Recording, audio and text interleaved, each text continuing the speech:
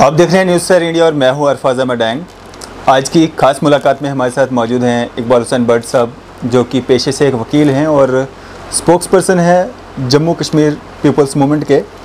इनसे मिलवाते हैं आपको। सर, स्वागत है आपका न्यूज़ सर इंडिया में। खुश आमदेद। सर, सबसे पहले शुरुआत हम करेंगे आपकी पार्टी से। क्या कारण रहे जो शाह फैसल जी वापसी उनको करनी पड़ी? देखो, मैं इसमें ये बताना चाहता हूँ कि हर पार्टी जो है वो एक मुद्दे पे बनती है, और जब 10 आदमियों की सोच इकट्ठी हो जाती है तो फिर उस सोच से पार्टी बनती है। तो उन्हीं 10 या 20 आदमियों की सोच में शाह फैसल साहब की भी एक सोच थी। तो अभी जो है उन्होंने एक रास्ता दे दिया है, और उनकी ये सोच थी कि यूथ जो जम्मू कश्मीर का है उनको पॉलिटिक्स में जो है एक हिस्सादारी दी जाए। लिहाजा ये उनका एक निजी मामला था कि वो पार्टी से चले। मैदान छोड़ के भाग गए, काफ़ी लोगों का इल्ज़ाम है। ऐसी बात नहीं है कि मैदान छोड़ के चले गए, बल्कि वो एक जम्मू कश्मीर की यूथ के लिए एक रास्ता बना के चले गए। सर, उनको यूथ ने अपना रोल मॉडल माना था। उनके पीछे काफ़ी सारे लोग ऐसे थे जो अपनी जॉब्स छोड़ के जो हैं उनके साथ जुड़े। उनको तो उनकी जॉब्स वापस मिल गई, लेकिन उन लोगों का क्या जो जॉब छोड़ के उनके पास आए? आम जनता ने जो डोनेशन दिया था उस पैसे का क्या हुआ? देखिए, डोनेशन जो ली गई थी वो पार्टी को दी गई थी। पार्टी ख़त्म नहीं हुई, पार्टी चल रही है, तो पार्टी आगे चलेगी। तो जो शाह फैसल साहब का एक यूथ के लिए एक पार्टी बनाई है वो चलेगी। और जहाँ तक ये पैसे का ताल्लुक़ है वो पार्टी के पास है, और पार्टी के पास कभी भी कोई भी आदमी आके वो उसका हिसाब देख सकता है। एक ट्रांसपेरेंसी है। कोई वो शाह फैसल साहब के अपनी जेब में नहीं था, पार्टी में पूरा अकाउंट है, वो उसको कोई भी देख सकता है। इकबाल साहब, अगर बात करें हम 370 और 35A की, तो JKPM का क्या स्टैंड है इस पर? देखो, JKPM का क्लियर स्टैंड है कि 370 और 35A इसको वापस लाना ज़रूरी है, और ये वापस आना चाहिए। सर, कैसे आएगा वापस? देखिए, इस वक्त तो मुझे जहाँ तक पूरा भरोसा है कि सुप्रीम कोर्ट में जो केस पेंडिंग है, जिसमें JKPM वालों ने भी जो है रिट दायर की हुई है, बाकी पार्टीज़ ने भी की हुई है, तो लीगली जो है ये बीइंग ए लायर ये इलीगल हुआ है। तो हमें भरोसा है सुप्रीम कोर्ट पे कि ये सेट असाइड होगा, और ये 370 और 35A जो है वापस आएगा। सर, जम्मू कश्मीर को एक स्टेट से यूनियन टेरिटरी में तब्दील कर दिया गया था। बड़े बड़े दावे किए गए थे कि डेवलपमेंट होगी, विकास होगा, लोगों को जो है करप्शन से छुटकारा मिल पाएगा। क्या ये सब चीज़ें हुई? ये तो आया है कि ऐसा कुछ नहीं हुआ। ये बीजेपी पार्टी का एक इलेक्शन मुद्दा था। उनको जम्मू कश्मीर की डेवलपमेंट से कोई वास्ता नहीं था, उनको जम्मू कश्मीर के लोगों से कोई वास्ता नहीं था। बेसिकली बीजेपी वालों ने जम्मू के पीपल को, पार्टिकुलरली जम्मू प्रोविंस के लोगों को, उन्होंने उनको इमोशनली ब्लैकमेल किया है on the basis of the religion. और उसमें कुछ कोताही जो है, जो आज तक यहाँ लीडरशिप जम्मू कश्मीर की थी, उनकी भी कुछ कोताही है। उसमें कोताही ये है कि उन लीडर जो थे वो जम्मू के अवाम को 370 समझा नहीं पाए। बस सिर्फ एक ही वर्ड जो था 370 जम्मू के लोगों को कहते गए ये, लेकिन उनको तफसीलन से इसके फ़ायदे नहीं समझा पाए। इस वक्त भी अगर हम लोग किसी आम आदमी से बात करते हैं कि भाई 370 का ये फ़ायदा था, तो वो ज़रूर बीजेपी के ख़िलाफ़ जो है गालियाँ देना शुरू कर सकता है। तो इसमें कोताही एक ही है कि जो आज तक यहाँ लीडरशिप रही वो यहाँ एजुकेट नहीं कर पाए जम्मू के लोगों को कि 370 क्या बेनिफिट्स। इकबाल साहब, पिछले 6 महीने से जो है कोविड-19 का कहर जो है चल रहा है, और इसी दौरान जो है सारी चीज़ें इम्प्लीमेंट करवाई जाती हैं। डोमिसाइल इम्प्लीमेंट करवाया जाता है, बाकी सारी चीज़ें जितने भी SROs हैं वो इम्प्लीमेंट करवाए जाते हैं। इसके पीछे क्या कारण रहते हैं? देखिए, जम्मू कश्मीर में हर हुकूमत जो आती है वो अपने अपने हिसाब से यहाँ एक तजर्बा करती है। कांग्रेस ने अपने हिसाब से तजर्बा किया जम्मू कश्मीर पे, अब बीजेपी वाले भी अपने तरीके से एक तजर्बा कर रहे हैं, लेकिन जहाँ तक ये है कि ये हर पार्टी का यह तजर्बा जो है वो फेल होता जा रहा है और अल्टीमेटली सेंटर को यहाँ के लोगों से बातचीत करनी पड़ेगी और जो वाजपेयी का नारा था इंसानियत का, कश्मीरियत का, तो वो इनको अपनाना पड़ेगा।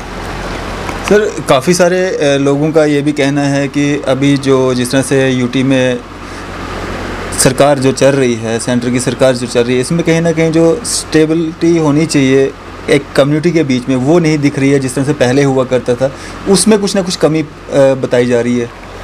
देखिए, इसमें स्टेबिलिटी कैसे आएगी? यहाँ पर जो भी इस वक्त स्टेट को चला रहा है, या तो वो यूपी का है, या तो वो बिहार का है, या तो वो पंजाब का है, उनको न यहाँ के लोगों का पता है न यहाँ की प्रॉब्लम्स का पता है, तो स्टेबिलिटी आनी नहीं है। अभी मैं आपको एक मिसाल देता हूँ कि जैसे इन्होंने यहाँ पे कैट खोला। अब कैट में इन्होंने 25 के करीब जो है चंडीगढ़ से लोग यहाँ लाए, उनको अभी 40,000 वहाँ पे पेंडेंसी है। अब वकील लोग तंग आ चुके हैं, वहाँ पे 15-15 दिन के बाद एक केस की लिस्टिंग होती है। तो यहाँ का जो लोकल मुलाजिम है ही नहीं इस वक्त जो जाने कि भाई लोगों की परेशानियाँ क्या है, तो इसलिए इनका कोई इम्प्लीमेंट होना नहीं है। और दूसरी बात ये है कि ये ज़बरदस्ती ठोंप रहे हैं और यहाँ के अवाम के लिए जो वक्ती हुकूमत है वो कोई भी सॉलिड कदम नहीं कर रही है। जो कुछ भी चल रहा है फाइल्स में चल रहा है, दफ्तर्स में चल रहा है और ग्राउंड लेवल पे कुछ नहीं। सर, रिलीजियस इम्बैलेंस भी देखने को मिल रहा है, कहीं ना कहीं लोगों का काफ़ी सारा इसमें भी कहना है कि रिलीजियस इम्बैलेंस है ब्यूरोक्रेसी में। क्या कहना चाहेंगे इस पर? देखिए, इसके बारे में ये है कि ये जो रिलीजियस इम्बैलेंस है ये 2000 से शुरू हुआ जी। उसमें भी मैं ये कहना चाहूँगा कि जो पिछली हुकूमतें थी उन्होंने जो 2000 के बाद यहाँ जो चैप्टर शुरू हुआ, उन्होंने इस चीज़ को मद्देनज़र नहीं रखा कि भाई ये एक रिलीजियस इम्बैलेंस हो रहा है, ये रिलीजियस इम्बैलेंस हो रहा है सर्विसेज में। तो ये उनका काम भी था कि उस वक्त अगर उन्होंने बैलेंस देखा होता। तो इस वक्त जो है ये पीक पे पहुंच चुका है मेरे अंदाजे से। क्या है कि और ये फैक्ट्स फिगर्स भी हैं, इस वक्त जो है वो 90 into 10% है और इस पे कोई भी सियासी पार्टी जो है इस वक्त बात करने को तैयार नहीं है, लेकिन इंशाल्लाह हमारी पार्टी ज़रूर इस पर ज़रूर बात करें। होना क्या चाहिए? होना ये चाहिए कि जैसे पहले ज़माने से यहाँ चलता था, इक्वलिटी होनी चाहिए थी, बैलेंस होना चाहिए था। बैलेंस के हिसाब से, रेशो के हिसाब से मुलाजमत भी होनी चाहिए, क्योंकि ये एक जम्मू कश्मीर ऐसा गुलदस्ता है, यहाँ पे सिख भी है, मुस्लिम भी है, हिंदू भी है, शेड्यूल कास्ट भी है, शेड्यूल ट्राइब भी है। जब तक ना आप तमाम लोगों को इक्वली जो है उनका जितना जितना कोटा बनता है वो दोगे, तो फिर ये गुलदस्ता इकट्ठा रहेगा ना। आप एक कम्युनिटी को इग्नोर नहीं कर सकते हो, दूसरे को फ्रंट पे करोगे तो उससे यहाँ स्टेबिलिटी कभी नहीं आएगी। इससे क्या दर्शाना चाहते हैं? बेसिकली ये जो दर्शाना चाहते हैं कि ये सारी जो बीजेपी की इस वक्त गेम प्लान चल रहा है, ये चाहते हैं कि जम्मू कश्मीर की जो 5 सीटें हैं उसमें से तो 2 सीटें हमें इस चीज़ से तो मिलनी है जी, लेकिन ये हिंदुस्तान के लिए वहाँ पे इनको ये दिखा रहे हैं हिंदुस्तान में अपना एक वोट गेन करने के लिए ये सारा कुछ जो है जम्मू कश्मीर में तजर्बा किया जा रहा है। उनको तो अपने वोटों की पड़ी हुई है। अब सिमिलरली कांग्रेस भी जो है इस वक्त जो है जैसे गुपकार डिक्लेरेशन से थोड़ी वापस जा रही है। अब उनका भी यही मुद्दा मकसद है जी कि हम हिंदुस्तान में वोटर्स खो डालेंगे। तो ओवरऑल जो मैं देख रहा हूँ, जो इस वक्त सियासी पार्टियाँ हैं, किसी भी सियासी पार्टी का एक जो मुकम्मल मैनिफेस्टो नहीं है। चेंज है, रीजनल चेंज है। जैसे जम्मू कश्मीर में एक चीज़ अप्लाई कर रहे हैं, पंजाब में दूसरी चीज़ कर रहे हैं और दिल्ली में तीसरी चीज़ कर रहे हैं। वो एक ज़माना था जब कांग्रेस का भी एक अपना बेसिक मैनिफेस्टो था, फिर हारना था या जीतना था, उस पर चलना था।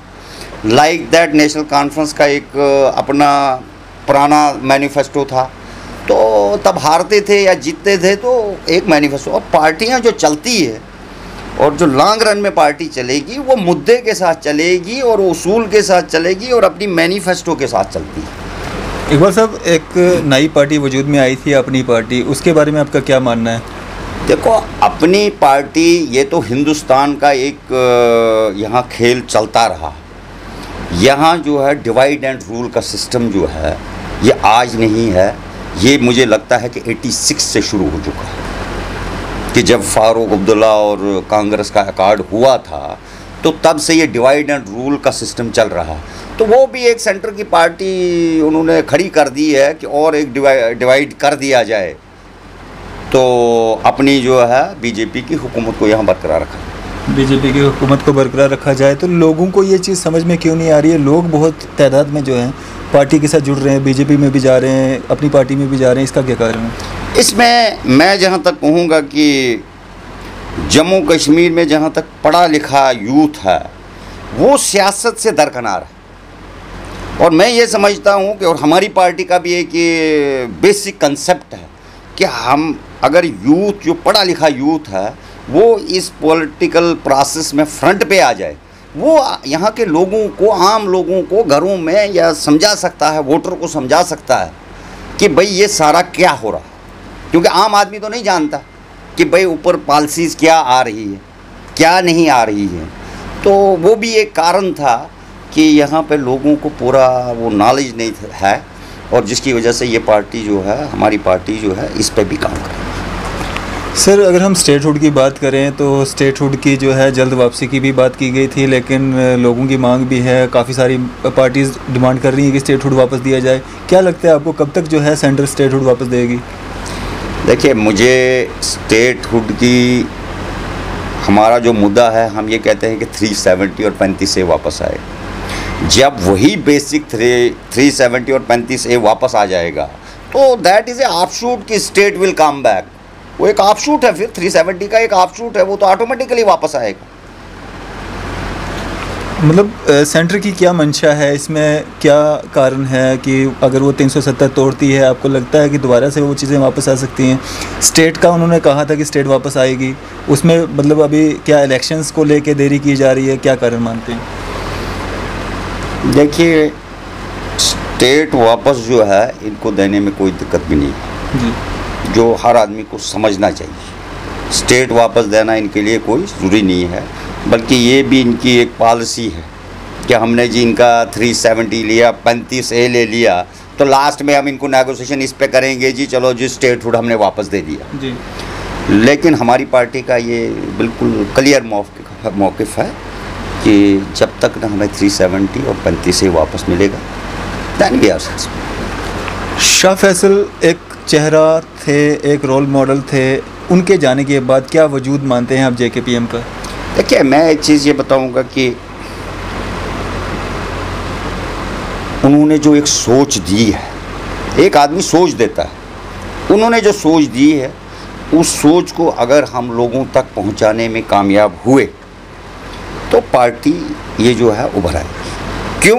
मैं वो उसमें एक क्लियरिफिकेशन ये है कि आज तक आप नेशनल कॉन्फ्रेंस को ले लो, आप कांग्रेस को ले लो, आप बीजेपी को ले लो, किसी भी पुरानी पार्टी को आप लो, किसी ने पार्टी ने भी आज तक यूथ पे स्ट्रेस नहीं दिया।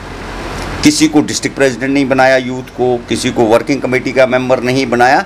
यानी कि यूथ को आज तक हर पार्टी ने कहाँ रखा है? सिर्फ नारा देने के लिए जिंदाबाद मुर्दाबाद। और खुद कुर्सी पे जो लीडर बैठा हुआ है वो बिल्कुल अनपढ़ है और PhD वाले को नारा दिलवा रहे हैं। तो लिहाजा मुझे पूरी उम्मीद है कि जो शाह फैसल साहब ने दिया है एक आइडिया कि भाई ये यूथ्स का लिया जाए, एजुकेटेड लिया जाए, ये पार्टी चलेगी, क्योंकि उसका ये जो फार्मूला है ये बहुत अच्छा फार्मूला है। अब आप इसी JKPM में देखिए, अभी आप देखिए जो अभी JKPM में हमने जो है नाज़िम काजी जी को यहाँ का प्रोविंशियल प्रेसिडेंट बनाया है, जो कि हाई कोर्ट में एक अच्छे वकील हैं, नामीगर वकील हैं। तो वो लोगों की अच्छी तरह से भलाई कर सकता है। बनिस्बत उसकी जगह आप एक मैट्रिकुलेट को लेके वहाँ पे रखो। तो ये पार्टी का मंशूर में भी लिखा हुआ है कि हमने यूथ और एजुकेटेड को पॉलिटिकल प्रोसेस में लाया। इकबाल साहब, क्या मैसेज देना चाहेंगे आम जनता के लिए? मैं आम जनता के लिए यही मैसेज देना चाहता हूँ कि इस पार्टी का जो है साथ दिया जाए। ये लोगों की पार्टी है और ये एजुकेटेड जो यूथ है वो इसमें शामिल हो जाए, क्योंकि जो एजुकेटेड यूथ है वो क्यों नहीं अपने हाथ में कमांड ले, क्यों वो औरों के सामने हाथ फैला रहा है, वो क्यों नहीं फ्रंट पे आए, वो क्यों नहीं हुकूमत करें, वो क्यों नहीं अफसरों के पास जाए। तो लिहाजा मैं यही लोगों को कहता हूँ कि इस पार्टी का साथ दें। इसका एक विज़न है और उसी विज़न से जो है लोगों की अच्छी भलाई हो सकती है। शुक्रिया इकबाल साहब, हमारे साथ अपना कीमती समय देने के लिए और हमारे साथ बातचीत करने के लिए। ये थे हमारे साथ इकबाल हुसैन भट्ट साहब, जो कि पेशे से एक वकील हैं और स्पोक्स पर्सन हैं JKPM के, जिन्होंने काफ़ी सारे मुद्दों पे हमारे साथ बातचीत की और अपने व्यूज़ साझा किए। मैं अरफाज अहमद डैंग, न्यूज़ शहर इंडिया के लिए शाद नवाज़ अहमद के साथ।